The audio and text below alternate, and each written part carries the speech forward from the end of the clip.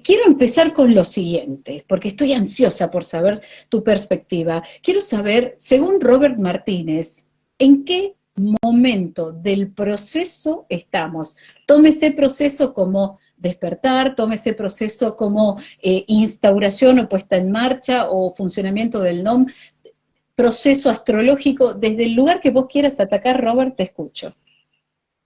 Si esto fuera un proceso que pongamos que tiene un máximo de 10 pasos, por lo menos hemos avanzado unos 3, que no está nada mal teniendo en cuenta que el paso 10 es prácticamente inalcanzable, o sea, sería un paso prácticamente búdico, pues como humanidad por lo menos estamos en un 3, habiendo pasado de estar en un 1 hace 15 años. O sea, es decir, hemos avanzado por lo menos 2 pasos en este último tiempo, lo cual es una auténtica barbaridad, por mucho que en términos conmensurables pueda ser difícil de medir por aquellos que ya están más ansiosos por ver algo más contundente. O sea, básicamente, el despertar de la humanidad, el despertar en el sentido espiritual de la palabra, y eso implica también abrir los ojos hacia cómo está constituido el mundo, a salir de esa mirada ingenua, inocente y naif, según la cual nos han contado que los gobiernos los constituyen una serie de representantes legítimos del pueblo, etcétera, etcétera, o sea, toda la mentira política, económica, religiosa, científica y social. El despertar es espiritual y luego de rebote todo lo demás. No es al revés.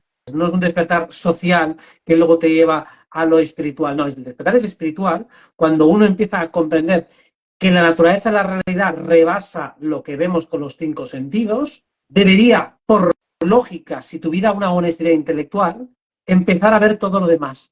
Que digo, si esto es obvio, esto es notorio y esto es lógico, entonces, ¿por qué el mundo funciona como funciona? Pues la respuesta lógica es porque alguien está muy interesado en frenarlo. Y ese alguien que está interesado en frenarlo es el que nos está poniendo la zancadilla. Así que, ¿en qué momento del partido estamos? En un momento que el que lo está intentando impedir cada vez tiene más dificultades y que el que está queriendo sacudirse de esa zancadilla cada vez lo tiene más fácil. O sea, que estamos en ese 3, llegando al 4 de 10. O sea, todavía lejos de la excelencia, pero con un progreso adecuadamente de fondo. Robert, mientras te escucho y te miro, digo, todos nosotros que estamos acá, ¿no? Abrazo partido en la batalla, todos los días vamos quitando un pedacito de venda. Quiero saber, Robert Martínez, en el último, no digamos en el último mes, sino en los últimos 6 meses, ¿hay algún otro pedacito de venda que todavía estaba pegado y se le fue cayendo de los ojos? ¿En qué sentido? ¿En qué parte de la naturaleza, de la realidad, Robert descubrió y dijo, upa, esto no lo había visto todavía? Son muchas cosas porque cada día voy avanzando en cosas nuevas y sobre todo es comprender mejor las cosas que más o menos das por hecho que sabes. Quiero decir, los procesos psicológicos siempre se pueden desgranar mucho más. Los procesos espirituales, por cómo funciona, por ejemplo, la ley de la atracción, pues cada paso se puede desgranar un poco mejor. Muchas veces decimos, atraes lo que vibras. Digo, bueno, no es exactamente así, pero casi. Pues entonces hay que entender exactamente cómo funciona el mecanismo. Y cada día lo voy comprendiendo un poco mejor. ¿Cómo funciona la parasitación energética? Pues cada día la comprendo un poco mejor. ¿Cuáles son los factores que permiten que una persona haga un viaje astral? Cada día lo voy entendiendo un poco mejor. ¿Qué son? ¿Cómo funcionan los seres que están en otros niveles de realidad? Cada día lo comprendo un poquito mejor.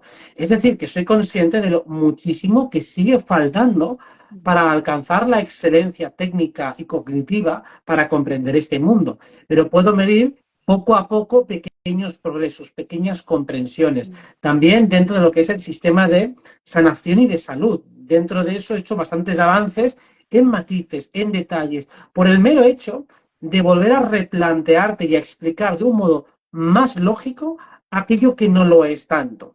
Por ejemplo, estamos muchas veces repitiendo mantras de cosas que hemos leído, el sol da vitamina D, esto es bueno para la salud porque tal, no sé cuál cosa refuerza el hígado, cosas que nosotros directamente no hemos podido comprobar. Yo no he visto nunca lo que es la vitamina D, por ejemplo. Entonces, quiero encontrar un razonamiento más simple para entender por qué la luz que nos llega del sol es positiva para el cuerpo. Sabemos que en cierto grado es positiva, pero también sabemos que una exposición prolongada es bastante negativa. Entonces, quiero comprender mejor por fractalidad y por analogía por qué es buena en cierta medida. Lo mismo con todas las cosas. Todo tiene que ser reexplicado en términos más simples y más demostrables. Que nuestro proceso de razonamiento no requiera apenas actos de fe. Actos de fe. Hablando de eso, y esto de poner en duda lo que damos por sentado, Robert, esta pregunta para mí es trascendental, va a marcar un antes y un después en mi vida teniendo tu respuesta. Ese peso tiene. ¿El amor es un egregor? No, no creo que sea un egregor, pero hay egregores muchísimos en torno al amor. Mm. O sea, el amor, como todo, es una pulsión, es una de las energías que mueve el universo, es una de ellas, no es la única, aunque podemos decir que es una de las primigenias, de las más importantes, porque al fin y al cabo el deseo es una derivación del amor. Deseo algo porque quiero alcanzar la satisfacción, que vendría a ser también otra parte de la conservación del amor, lo mismo que el odio también es una visión contraria al amor. Prácticamente todo deriva del amor. Sin embargo, de las ideas que tenemos en relación al amor, hay montones de egregores, de sistemas de ideas que deciden enfocar el amor de una forma romántica, de una forma sexual, de una forma más inocente, de una forma más física. Hay montones de abordajes en torno a lo que es el amor. Y eso sí que son egregores. Y de hecho, la mayoría de la gente que entiende lo que es el amor está sostenido por muchas ideas, por patrones culturales, donde decimos que ser amoroso significa esto y luego vas a otra cultura y ser amoroso es otra cosa. Por ejemplo, por poner una contradicción muy básica y muy simple.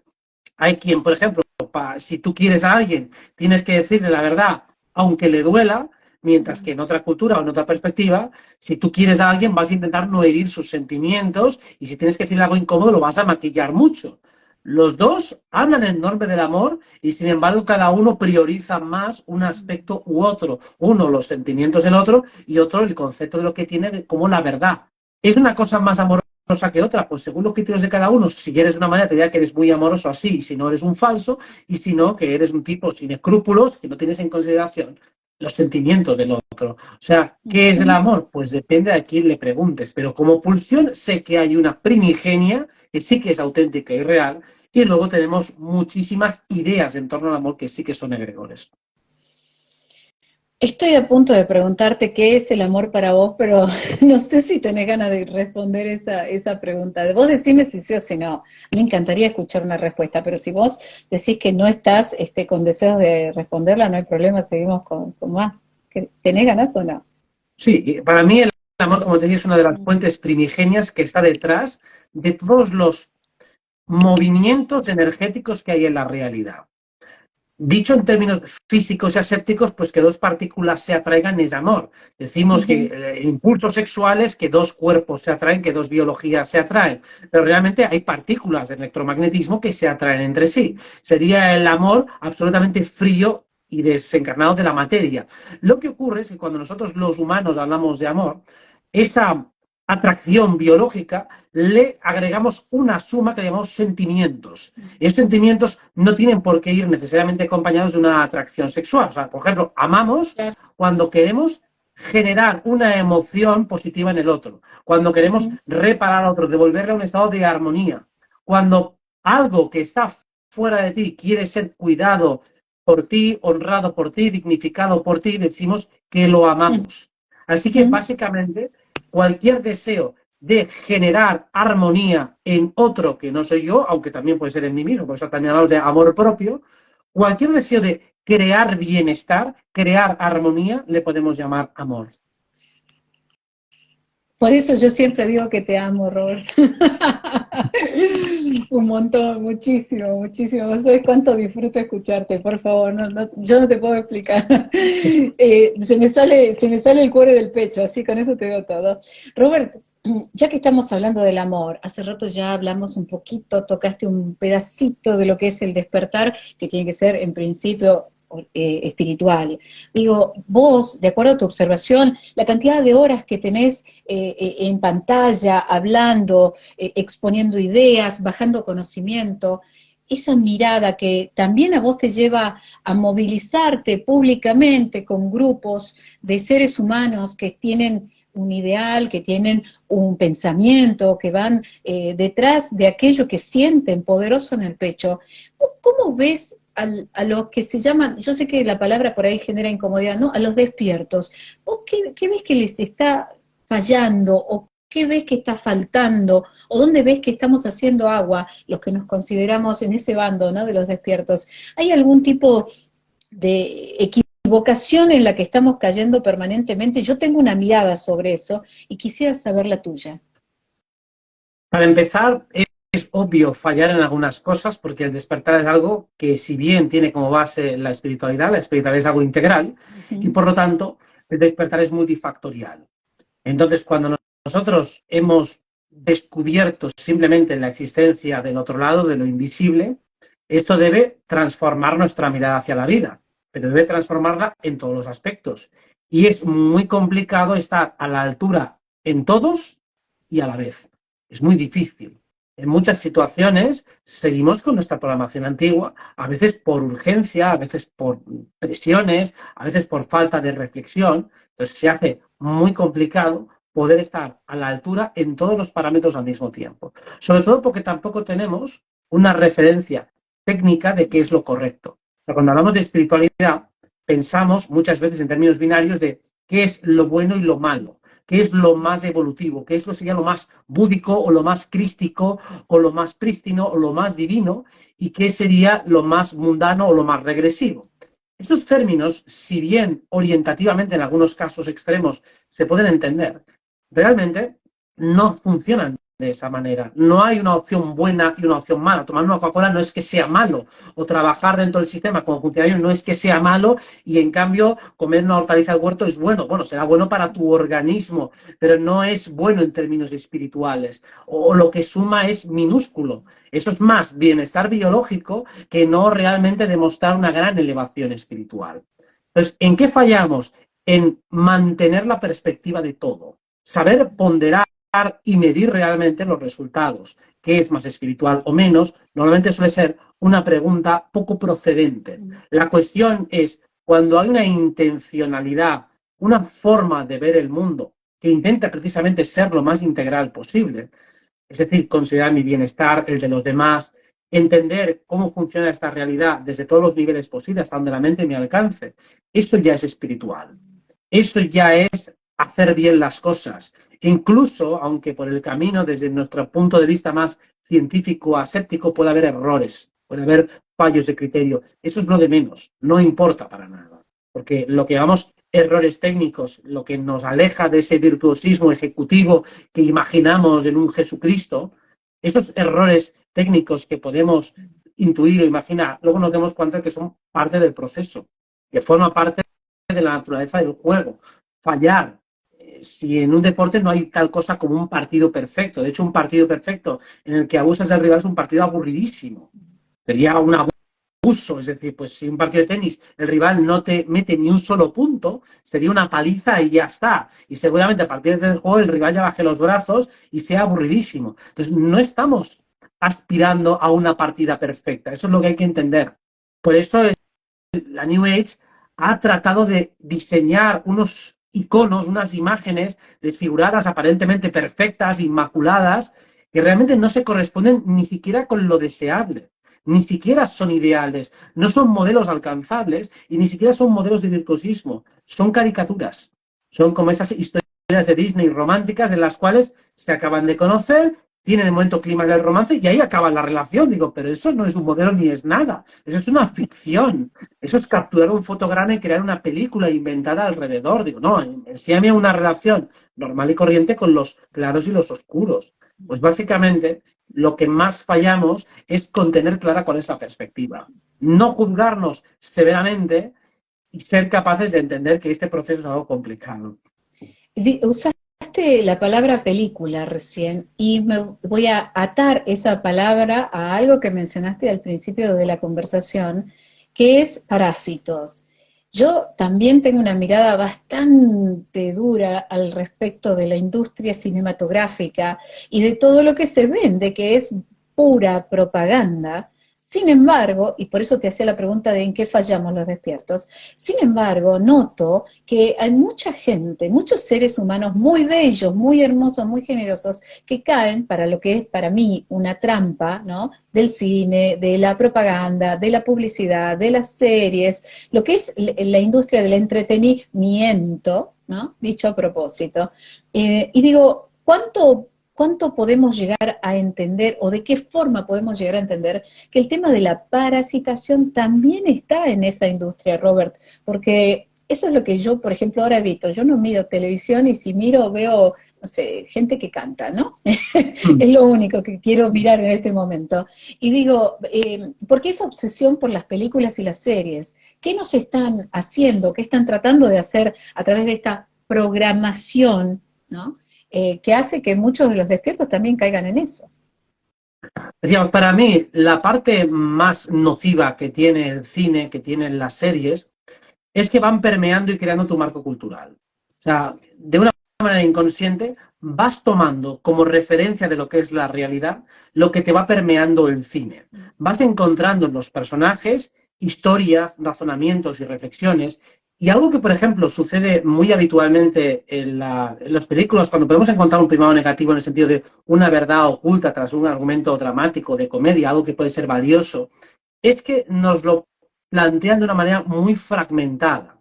Y al estar fragmentada, nos acostumbra a hacer pensar de una manera también fragmentada. Y me explico. Normalmente en el cine las escenas son cortas. Muchas veces las conversaciones se quedan a medias. Empieza una discusión, hay uno que le da un corte al otro, se quedan sin silencio y luego cambian a otra escena. Esto en la vida real normalmente no sucede. Tienes una discusión, a lo mejor estamos 3 horas discutiendo. Es decir, que no es realista. O también hace alguien un comentario magnífico, genial, una gran reflexión, que luego cortan la escena, no continúan. Entonces, eso es lo que te ha creado. Una gran reflexión se queda como unos puntos suspensivos y finalmente en tu mente no la desarrollas. Hay series como Los Simpson que están muy bien si te quedas con las reflexiones de fondo que hay, pero no las desarrollan, las apuntan. Te muestran una escena donde el periodista miente, el político miente, el otro es un corrupto. Te lo muestran, pero enseguida te cambian a otra cosa. Nunca se va hasta el final de eso. Digo, bueno, enséñame exactamente durante un buen rato, un capítulo entero, cómo funciona toda esa industria. Justifícamelo, argumentamelo como si fuera un documental. Ya veas cómo entonces se te queda. Pero al mostrarte de manera fragmentada, o eres inteligente y te das cuenta de ese engaño, o sin darte cuenta, se va a crear una cosmovisión en ti con toda esa distorsión. Realmente la película, el cine, lo que sea, si lo miras de una manera inteligente, claro que le puedes sacar partido como a todo. Hasta el reality más tonto de este mundo le puedes extraer algo positivo si tu mirada está diseñada para verlo interesante, verlo inteligente.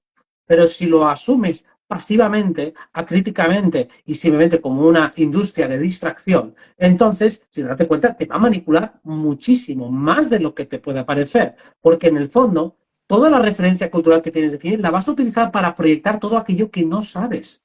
Yo si no sé cómo funciona la policía, pienso en películas de películas policíacas para tratar de entender cómo funciona la policía. O sea, si no conozco el tema, o lo mismo con un médico, o lo mismo con un cartero, o con lo que sea. Entonces, toda nuestra cultura está muy empapada del audiovisual porque todo lo que no hemos visto directamente lo hemos visto indirectamente allí, con todos los sesgos interesados que tienen. Lo mismo con la música, Robert, de acuerdo a tu perspectiva, y ni hablemos de la música que está de moda en este momento, ¿no? Pero lo mismo sucede con la música. Desde luego es algo muy parecido, porque al fin y al cabo hay muchos tipos de música y sin embargo, si se deciden promocionar unos en detrimento de otros, es evidente que pretenden también conquistar nuestra mente. O sea, básicamente vemos que todas las canciones del verano son canciones de amor, que pasen los años que sean, las letras suelen ser deprimentes. Ahora además, normalmente si bien hay muchísimas historias de desamor, ese ha sido uno de los temas fundamentales de los cantautores, ¿no? El hombre artista desesperado que canta por la mujer, que no le hace caso, o sea, este tipo de letras. Ahora las de reggaetón suelen ser más sexuales, pero también suelen tener el mismo tipo de contenido de desamor, no me hiciste caso, pues te bloquea WhatsApp, cosas de estas, básicamente.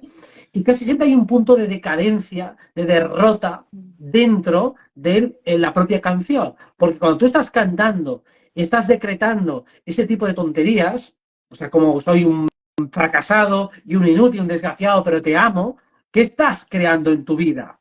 Que eres un derrotado, fracasado, pero motivado, que encima parece que tiene que regodearse en su vida miserable. Eso es una programación que uno va haciendo, porque cuando cantas lo das todo, estás haciendo un decreto de muchísima calidad. Si la canción tuviera una connotación positiva, desde luego te ayudaría mucho más, pero normalmente quieren que utilicemos letras decadentes. Claro. No, no, si de las positivas no hay, o si hay uno o dos con toda la furia y no encontrás más nada que eso. Robert, y mientras hablamos tanto del cine como hablamos de la música, yo digo, hay otro espectáculo que se puso a rodar con toda la energía en los últimos meses, en los últimos días, y es la conocida como Agenda Alien. Que a mí me causa mucha gracia y me divierte muchísimo ver cómo se sorprende el público en general con este tipo de cuestiones. Y quiero preguntarte específicamente a vos, Robert, esto que se está viendo en este momento, eh, esta cortina de humo que está tirando en principio el gobierno norteamericano, ¿en qué va a desembocar, según vos, en los próximos días? ¿Qué estás viendo? ¿Qué avisorás? Ahora mismo no veo nada, sinceramente, porque pienso que esto se desarrollará más a partir de enero del año que viene. O sea, ahora, si lo proyecto mentalmente, no soy capaz de ver nada claro. Pienso que toda esta narrativa estará relacionada con Plutón, está relacionada con Plutón en Acuario, entra a partir del 21 de enero y es ahí cuando volverá otra vez a seguir su curva de desarrollo. Ya que esto haya salido en estos tiempos, lo veo más como una especie de refrito, como una presentación anticipada de un personaje de la siguiente temporada, pero todavía algo muy tenue, muy débil y con muy poca calidad informativa, porque al fin y al cabo lo que se ha dicho es muy vago, muy básico, no aporta absolutamente nada y es más rumorología para que cuatro idiotas en Twitter vayan comentando cosas, pero realmente no tiene mucho peso. Es decir, que dentro de lo que se sabe a nivel ufológico, esto son migajas. O sea, esto es nada, es nada, es un poquito de lo minúsculo. Si lees cualquier libro de ufología de los años 80 o 70, ya hay una cantidad de bibliografía extensísima. O sea, es como si ahora de repente nos situáramos en los años 40 o 50 y se empezara a decir algo. O sea, estamos todavía en pañales, mediáticamente hablando. Entonces, si quieren colocar esta agenda, queda mucho por hacer todavía. No nos vamos a poner al día en 3 meses. O sea, entiendo que esto será lento. Claro. Eh, a mí me causa mucha gracia porque veo cómo el promedio de los que están un poquito desprovistos por ahí de información o de formación o de incluso interés, ¿no? Porque creo que va mucho por el interés de cada uno de nosotros de nutrirnos de conocimiento. Digo, me encanta porque ellos están como muy entusiasmados y yo sé que todos los seres hermosos que están enganchados en la transmisión van a pensar y van a sentir, o seguramente ya lo hacen, de la misma forma. Yo lo miro así como una telenovela de las turcas, lo miro, sé que tiene muchísimos capítulos, pero también sé que es una ficción. Pero esa ficción está apuntada específicamente a uno de los intereses más profundos que tienen aquellos que están aplicando la agenda, ¿no? Y es, en principio, a conseguir un líder único, que detrás del cual nosotros nos encolumnemos, nosotros digo como especie, ¿no? La especie humana encolumnado detrás del líder único que reúna en sí mismo política, reúna religión y reúna todo el gobierno y todo lo que se pueda. Digo, en todo esto, y yo me permito esta libertad, Robert, de preguntarte, y pido disculpas si ofendo a alguien, porque sé que hay mucha gente todavía leyendo a Benjamin Creme y teniendo esperanzas en el conocido, y ahora voy a tirar el nombre, que supuestamente ya se reunió con líderes muy destacados de este plano. Digo, ¿cómo ves el tema Maitreya vos, Robert? ¿Te refieres a esa maestra o maestra Claro. ascendida que... El que A vendría a ver, ser el nuevo líder que tendría que salir a la palestra en los próximos meses o años. lo veo como más bien mitología y ahí voy a hacer una puntualización. Ujú. Cuando en el inconsciente colectivo hay una idea, y no solo una idea, sino un anhelo común de que algo suceda, como co-creadores se puede hacer realidad por la energía sumada de todos ellos. Es decir, que no hay que descartar ese punto. Si bien a priori no creo que exista tal función como un ser que ya está programado que exista, que va a ser ungido por la energía divina y que va a saber desenvolverse en este plano con una destreza excepcional, con unos superpoderes del pino, esto lo dudo muchísimo. No creo en esa historia. Para mí, esa historia es una manipulación clarísima de la oscuridad. Sobre todo porque la oscuridad, cuando se disfraza de luz, lo que más hace es prometer, prometer y prometer. Es básicamente su mecanismo natural. No te está ofreciendo nada, no te estoy dando nada, pero te sigo prometiendo. No te estoy diciendo nada, pero te sigo prometiendo. Entonces, esa historia se promete. Sin embargo, como decía antes, no hay que despreciar la capacidad del ser humano de acabar creando aquello que anhela que suceda. Entonces, en ese sentido, podría ser que la energía agregada de muchos seres humanos que depositan su confianza en algo o en alguien, podría llegar a crear no un Maitreya, un Masías, un segundo anticristo, a un segundo Cristo, pero sí alguien o alguienes o unos cuantos que se parezcan.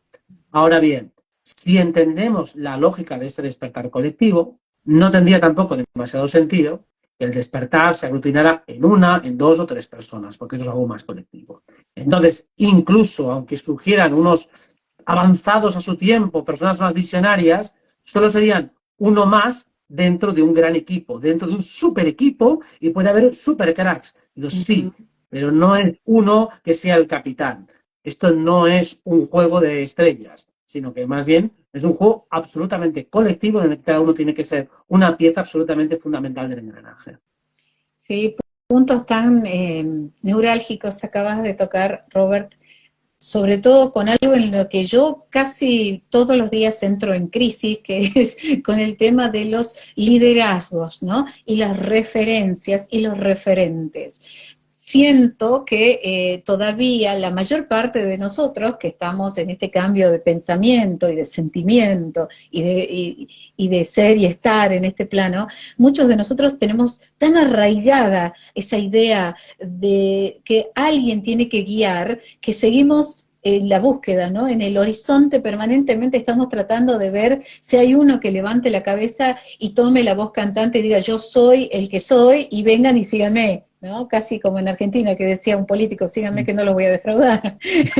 Creo que también esa puede llegar a ser una de las grietitas que tenemos en cuanto al desarrollo de este proceso, ¿no? Del despertar. Si se escuchan mis gatos de fondo, están desesperados por entrar, así que perdonen, son los gatos que están ahí detrás de la puerta, miau, miau, miau. Bueno, digo que Robert, calculo yo que vos también sentís lo mismo, esto que estamos como ávidos de un líder, y frente a eso, como yo sé que lo sentís y que lo ves porque ya lo has mencionado, digo, ¿hay alguna forma de hablarles y decirles, paren, que por este otro lado no es, que estás repitiendo el mismo molde que del sistema anterior, que del paradigma del que tratás de zafarte? Vale, a ver, primero entendamos por qué hay ese anhelo de un líder, porque hasta cierto punto es lógico. Nosotros en nuestra vida no timoneamos todas nuestras causas, muchas veces nos apoyamos en otros. Es más, cada uno de nosotros tiene un particular nivel de iniciativa. Hay personas que actúan mejor como líderes, es decir, son los que abren caminos, son personas más valientes y también con un punto más irreflexivo, y otros que son más como segundos entrenadores que acompañan, guían y tienen una visión más periférica. Con lo cual, la función del líder es arquetípica, no es despreciable. Simplemente que no es apropiada para esta época, por lo menos a un nivel general de humanidad, puntual, momentáneamente, localmente, sí que puede haber liderazgos. Naturalmente que los hay y los habrá. Lo que no va a haber es uno que los aglutine a todos, uno o dos o tres, no es eso. Pero se puede entender que el liderazgo existe, que muchas veces te puedes ver en una reunión de amigos, que está todo el mundo pensando que nadie se mueve, nadie mueve, al final uno toma la iniciativa, mueve ficha y el resto le sigue. El líder es alguien que tiene que tener más iniciativa que el resto, una visión más clara y además no querer ser líder. El líder tiene que ser alguien que lo que quiere es el bienestar del grupo. Y precisamente como quiere el bienestar del grupo, los demás le erigen como líder. Porque claramente no desea esa función, lo que quiere es el bien de los demás. Pues eso En una pequeña escala puede funcionar. En una gran escala, por lógica, es imposible que funcione, porque como no todos queremos lo mismo, no todos queremos ser representados, o no todo el mundo queremos líderes, por lo tanto es imposible que nos pongamos todos de acuerdo y que tengamos que subyugarnos al liderazgo de nadie. Es que es imposible. No puede suceder de esa manera. Entonces, momentánea y localmente, sí, claro que habrá líderes que durarán pues 3 meses, 2 meses, un mes, un año, lo que sea, pero solo es para hacer funciones muy concretas y muy específicas y ya está, no para perpetuarse en un rol de tener que ser el que empuje, el que dirige a los demás, pero momentáneamente claro que es una función que sirve y que todos necesitamos alguna vez en nuestra vida, que alguien nos guíe, que alguien nos lidere, sí, claro que todos en algunos momentos nos viene muy bien porque él va a hacer cosas que nosotros no podemos, ni sabemos, ni queremos hacer. Así es, brillante, como siempre, clarísimo. Retomo partecitas de la conversación para armar un nuevo ítem dentro de todo lo que pienso y quiero y deseo hablar con vos. Decía, hablemos de los despiertos, ¿no? Hablamos de la agenda alien, hablamos de cómo estamos, ¿no? En qué parte del proceso estamos. Y digo, yo sé que los dos vamos a compartir también la misma temática. La Tierra plana es la primera que le tira una pedrada atroz a todo lo que sea el tema ufológico, porque al tener una cosmología y una cosmogonía de la categoría de la TP, vos sabés perfectamente bien que sería imposible entrar o salir. Por lo tanto, tendríamos que descartar de plano, nunca mejor dicho, de plano la existencia de las famosas naves interestelares que navegan por, no sé, por los cielos, por el cosmos, y vienen acá al punto pálido azul en el que nosotros vivimos a rescatarnos de no sé qué situación. Digo, entonces, la agenda alien obviamente entra en jaque ni bien empezamos diciendo tierra plana.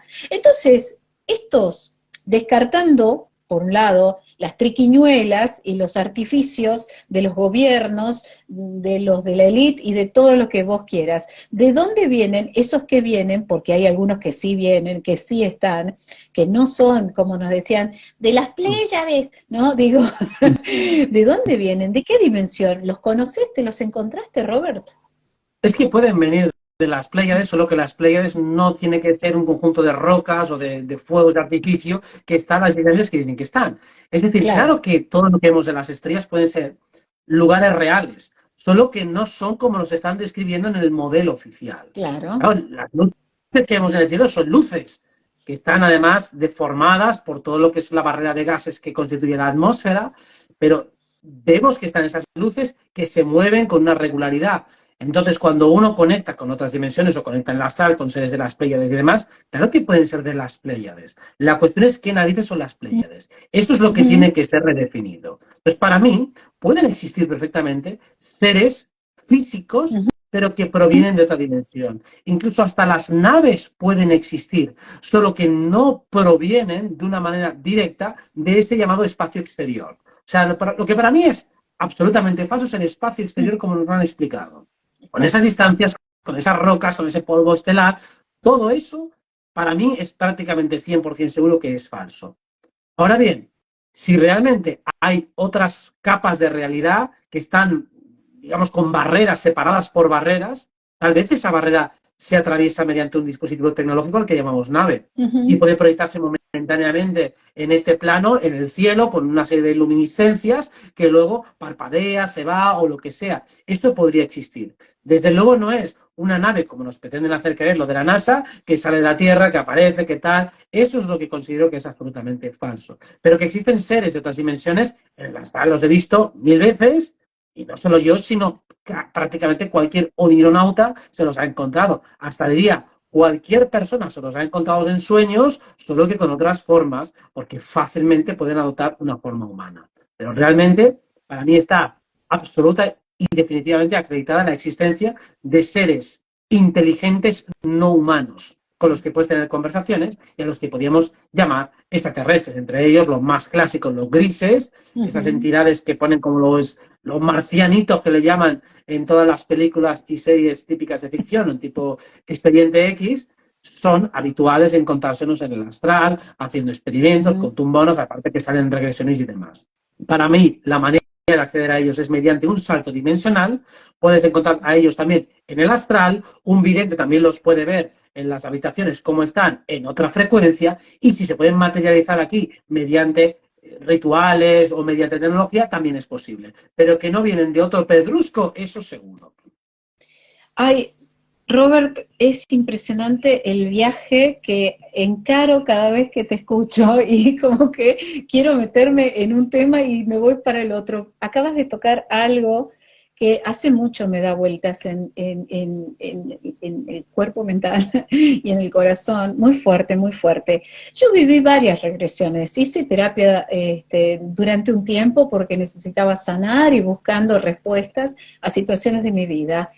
Y con el paso de los años, ahora he puesto en duda algunas cuestiones y digo, te voy a hacer esta pregunta y no sé, esta puerta que estoy abriendo no sé a dónde va. Digo, yo pienso que si efectivamente nosotros sufrimos entre comillas, un borrado de memoria a la hora de encarnar en este plano, no ha de ser tan efectivo para poder recordar vidas anteriores. Entonces, ¿de qué se trata eso? ¿Vos No sufrimos me podés borrado dar de una guía? memoria. No hay. No es borrado de memoria lo que sufrimos. O sea, ¿Y qué es? entiendo que parece que es un borrado de memoria, pero no es un borrado de Ujú, memoria. Esto es, respondiendo a la pregunta que me decías al principio de qué has aprendido estos 6 meses, ujú, pues he investigado mucho mejor para tratar de entender ujú, exactamente qué es la memoria. Entonces, no ujú. es que se te borre la memoria. Tú, por ejemplo, cuando te despiertas a veces por la mañana, es fácil que si no prestas atención, olvides los sueños que acabas de tener. En cambio, Claro. si le prestas atención inmediatamente, es fácil que lo retengas. Sin Ujú, embargo, es muy fina la barrera en la cual, si no pones una atención directa hacia ese campo de información, es muy difícil luego recuperarla. Sin embargo, si te fijas, algunas veces estás dentro de un sueño, y eso os habrá pasado a todos, dentro de un sueño recuerdas cosas de otros sueños. Voy a un sitio y recuerdo algo de otra capa de realidad que está en otro sueño. Entonces, ¿la memoria está borrada o simplemente es un campo de información que está en algún lugar? En un lugar que requiere un camino de acceso. Lo que hace la programación de este plano, véase la educación, es mover nuestra atención, desplazarla hacia el mundo de los fenómenos físicos, hacia la realidad compartida de nuestros 5 sentidos.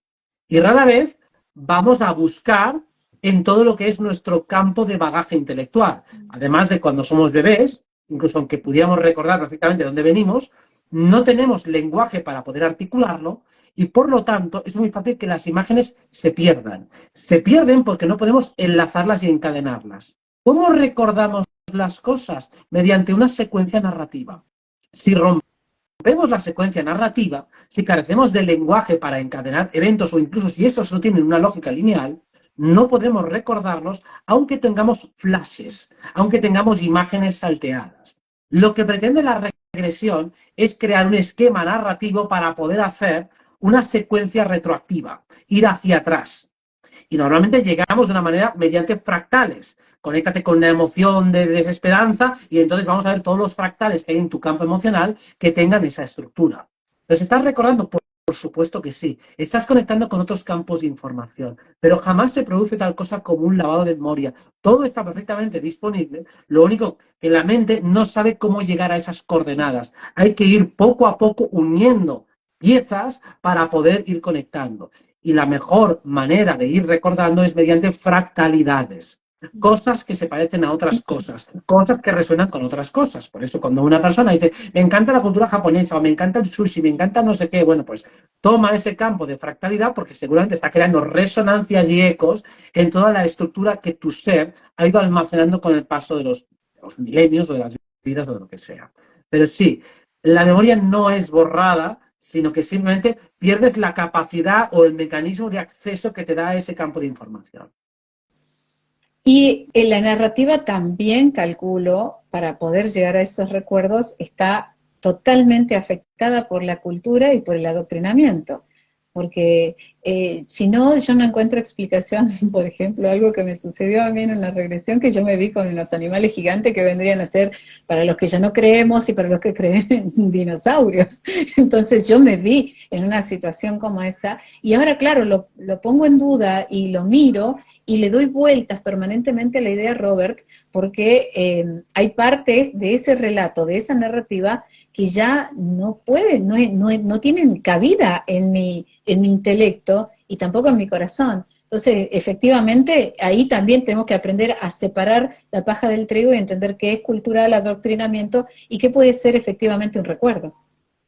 Claro, pero tú, por ejemplo, si en una regresión veías dinosaurios, ahora sabes o por lo menos intuyes que no existieron, seguramente lo que eran seres enormes. Mm, Ya está. Y le revestiste mentalmente con esa imagen. Ese es el mm, icono cultural que tienes. Y eso, conectándolo con lo que decíamos de las películas. Los dinosaurios nadie los ha visto. Solo los hemos visto en representaciones de películas. Los hemos visto en libros de texto.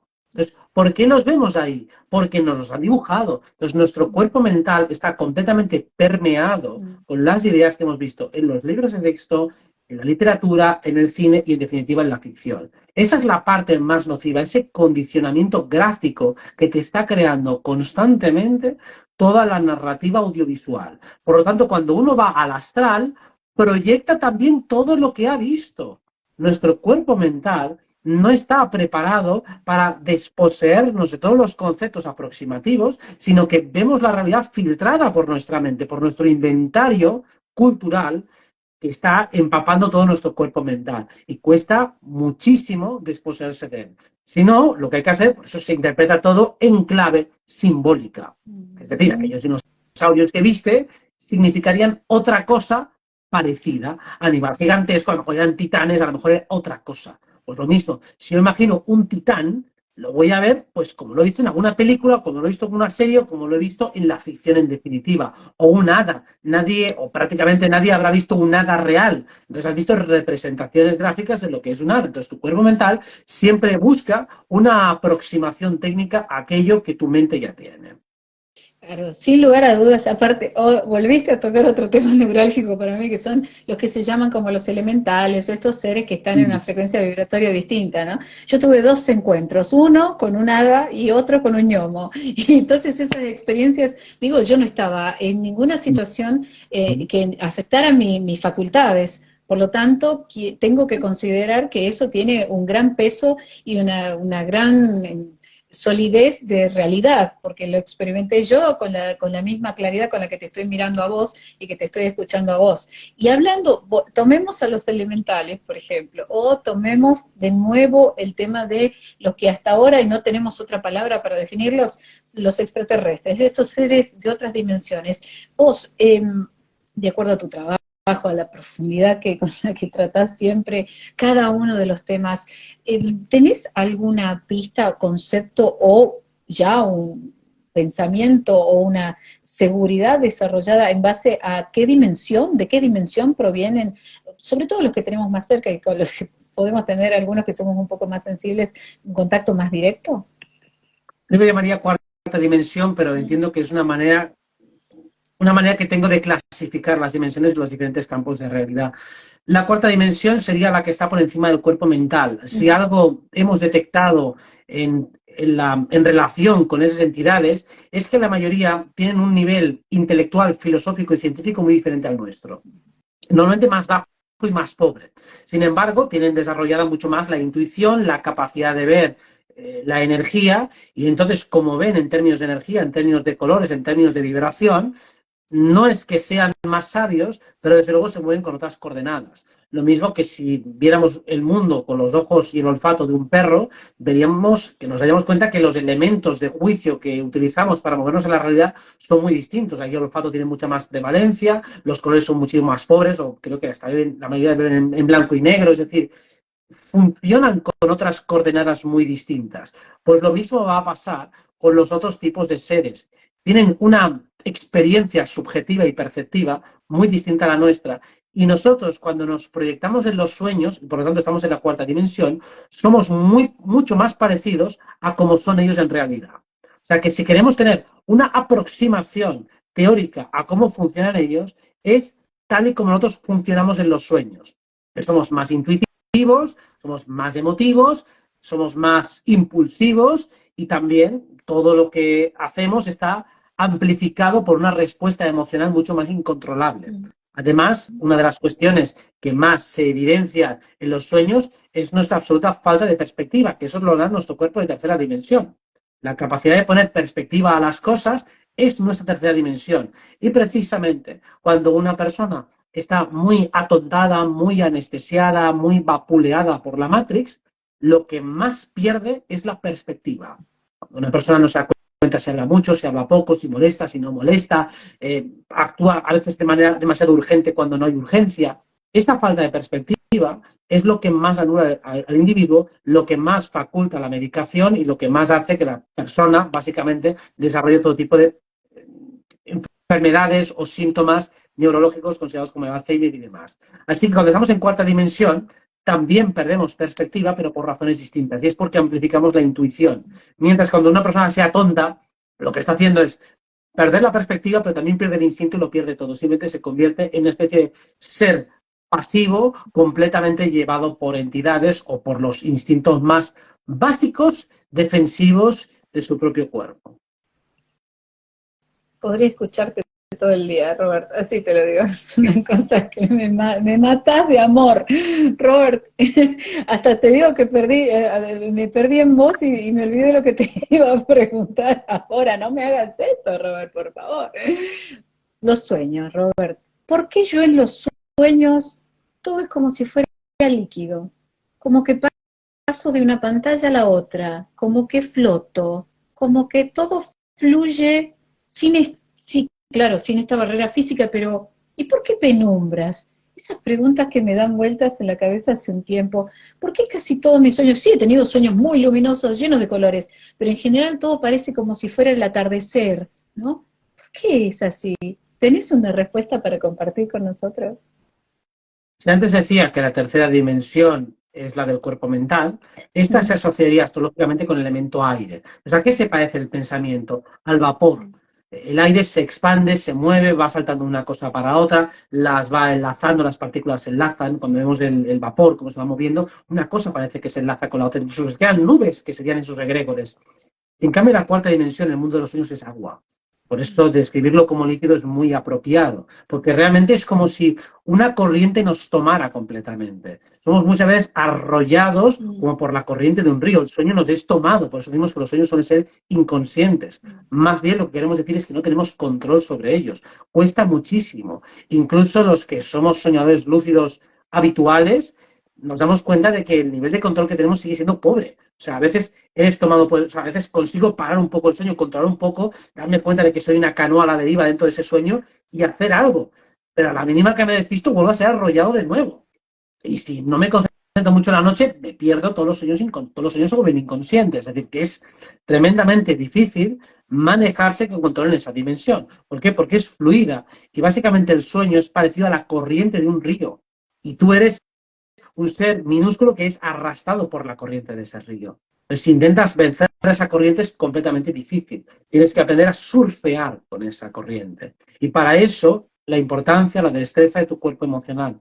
Que tu cuerpo emocional y tu cuerpo mental empiecen a establecer un diálogo para que te conviertas en ese bañista o en ese barquero o como quieras llamarlo, ese ser que es capaz de moverse por por la superficie del agua y aprovechando la corriente, ser capaz de dirigirse hacia donde quiere, cuando quiere y como quiere. Aunque a veces no podrá evitar ser simplemente arrastrado y lo único que puedes hacer es, bueno, pues parece que me lleva por aquí, voy a intentar llevarlo con la mayor dignidad posible. Pero rara vez vas a ser capaz de pararlo todo. Porque si lo paras todo, esto también es importante entenderlo, el sueño se acaba. Sales de la dimensión. O sea, algo que es bastante fácil de comprobar en un sueño lúcido es si tú paras completamente la energía, por ejemplo, entro en un sueño lúcido, empiezo a pararlo todo, me quedo completamente quieto, intento que no haya movimiento, me despierto porque se rompe el flujo de la energía, se rompe el río. Entonces, la cuarta dimensión es un río. Si tú rompes el río, lo dejas cascar, lo dejas parado, creas una presa, se rompe el sueño, se acaba y despiertas, vuelves a la tercera dimensión. No puedes frenarlo simplemente. Si lo frenas, vas a salir de esa dimensión, tal vez vas a otra, pero desde luego no te vas a quedar en la misma.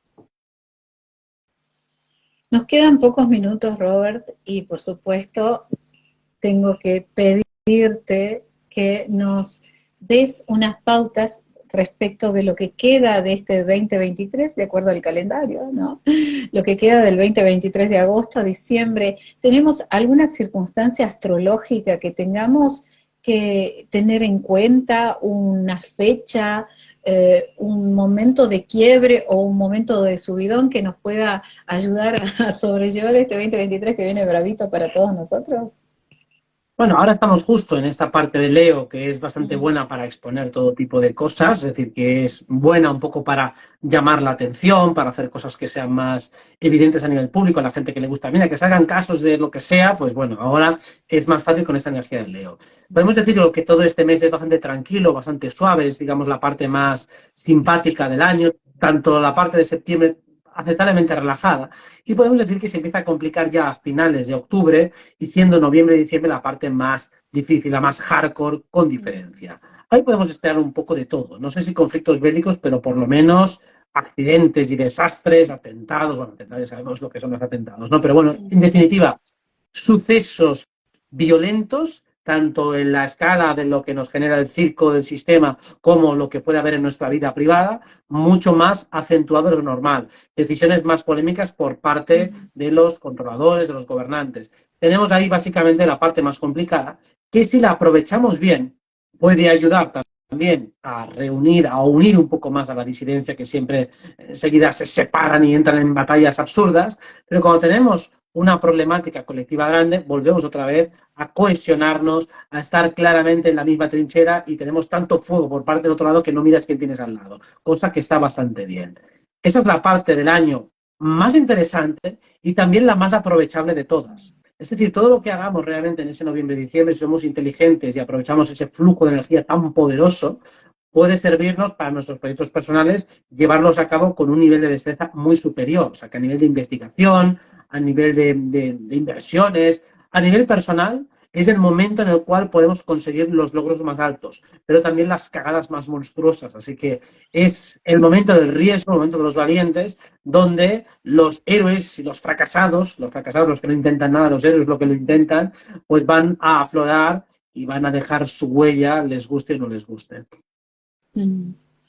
Lo voy a agendar, Robert, porque venimos con un 2023 en el promedio, ¿viste? Yo hago radio todos los días y escucho y leo. Hay muchos de los oyentes que están en este momento enganchados en la transmisión y venimos todos con un año, no vamos a usar la palabra apaleado porque sería demasiado trágico, pero con un baile intenso que no se corta el ritmo en ningún momento y cuando por fin estás diciendo, bueno, me voy a acomodar acá, sácate, viene un palazo nuevo y esto para nosotros es, para todos, es un aliciente saber que noviembre y diciembre nos puede servir siempre y cuando meditemos cada una de las decisiones, porque tomar decisiones o no tomarlas, todo trae consecuencias, lo importante es saber que sos capaz de afrontar esas consecuencias. Robert, no te quito más tiempo, te quiero agradecer con todo mi corazón y con toda mi alma y con todo mi amor estos minutos que me has regalado, que me has entregado con tanta generosidad como siempre.